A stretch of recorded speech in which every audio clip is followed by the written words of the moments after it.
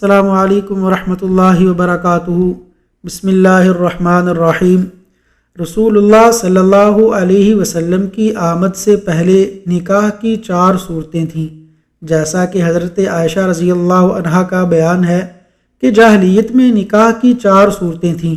ایک تو وہی صورت تھی جو آج بھی لوگوں میں رائج ہے کہ ایک آدمی دوسرے آدمی کو اس کی زیر ولایت لڑکی کے لیے نکاح کا پیغام دیتا، پھر منظوری کے بعد مہر دے کر اس سے نکاح کر لیتا۔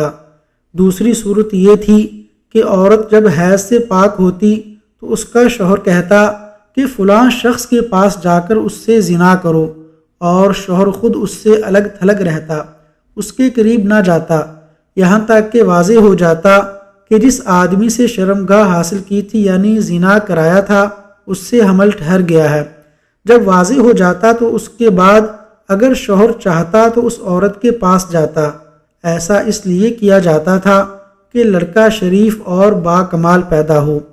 اس نکاح کو نکاح استبضاء کہا جاتا تھا، اسی کو ہندوستان میں نیوگ کہتے ہیں۔ نکاح کی تیسری صورت یہ تھی کہ 10 آدمیوں سے کم کی ایک جماعت اکٹھا ہوتی، سب کے سب ایک ہی عورت کے پاس جاتے اور بدکاری کرتے۔ جب وہ عورت حاملہ ہو جاتی اور بچہ پیدا ہوتا تو پیدائش کے چند رات بعد وہ عورت سب کو بلا بھیجتی اور سب کو آنا پڑتا، مجال نہ تھی کہ کوئی نہ آئے۔ اس کے بعد وہ عورت کہتی کہ آپ لوگوں کا جو معاملہ تھا وہ تو آپ لوگ جانتے ہی ہیں، اور اب میرے بطن سے بچہ پیدا ہوا ہے، اور اے فلاں وہ تمہارا بیٹا ہے۔ وہ عورت ان میں سے جس کا نام چاہتی لے لیتی اور وہ اس کا لڑکا مان لیا جاتا۔ چوتھا نکاح یہ تھا کہ بہت سے لوگ اکٹھا ہوتے اور کسی عورت کے پاس جاتے، وہ اپنے پاس کسی آنے والے سے انکار نہ کرتی۔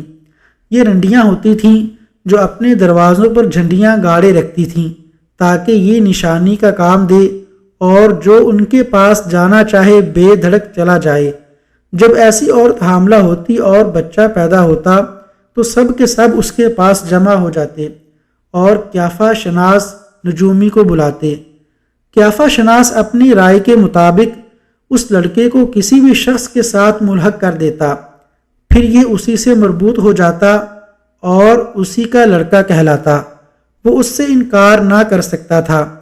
جب اللہ تعالیٰ نے محمد صلی اللہ علیہ وسلم کو مبعوث فرمایا تو جاہلیت کے سارے نکاح منہدم کر دیے، صرف اسلامی نکاح باقی رہا جو آج رائج ہے۔ وصلی اللہ علی نبینا محمد وعلی آلہ واصحابہ اجمعین۔